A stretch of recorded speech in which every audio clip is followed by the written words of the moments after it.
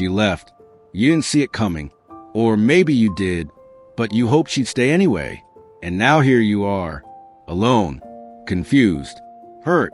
But let me tell you something, brother. This pain you're feeling, it's not the end. It's the beginning. Today, we're going to talk about why she left you and why that might be the best thing that ever happened to you.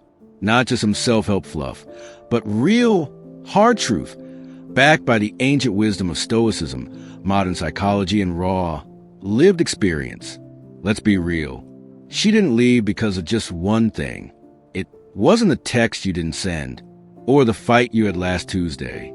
She left because of how she felt, or rather, how she stopped feeling. Women don't leave when they're angry. They leave when they're numb. They stop feeling seen. They stop feeling excited. They stop feeling safe, cherished, inspired.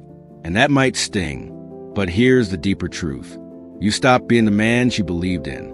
Not because you're a bad guy, but maybe, just maybe, you stopped showing up as your best self.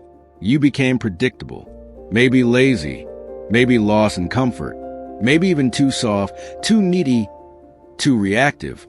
And in doing so, you forgot what makes a man magnetic. His mission, his mystery, his movement. Stoic Marcus Aurelius wrote, "Waste no more time arguing what a good man should be. Be one." Here's what most men miss. She wasn't just leaving you. She was leaving the version of herself she became around you. She was tired of feeling like the leader, tired of guiding the emotional ship, tired of you waiting for her to validate your worth. If you have to ask her to respect you, it's already too late. You stopped growing. You stopped pulling her into your world. And she started drifting. It's not all your fault, but it is your responsibility. That's what the Stoics taught. Radical ownership. Seneca said, "It is not that we have a short time to live, but that we waste much of it." You were wasting it. Maybe on games. Maybe on distractions. Maybe on hoping she'd save you from your own emptiness. But here's the gift, brother. Pain wakes you up. Rejection humbles you. Loss strips away the lies. And what's left? You. Rock bottom is solid ground. And from here, you get to rebuild. No more pretending. No more living to impress her. Now, you become the man you were always meant to be.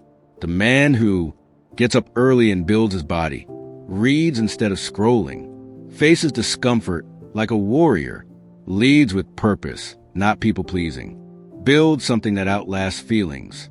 The obstacle is the way. Marcus Aurelius. This heartbreak, it's your obstacle, but it's also your doorway.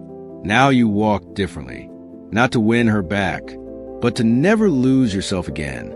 You become dangerous again in the best way. Dangerous with discipline, dangerous with clarity, dangerous with a vision. And when the next woman enters your life, you won't need her to fix you because you're already whole, already strong, already grounded. She'll feel it. She'll follow your lead, not because you asked, but because she can trust your energy. You become the man who doesn't chase women. You attract them because your life is worth stepping into. And if they don't stay, you're still good because you don't break. You build. A man's worth isn't in who loves him. It's in what he builds when no one is watching. She left.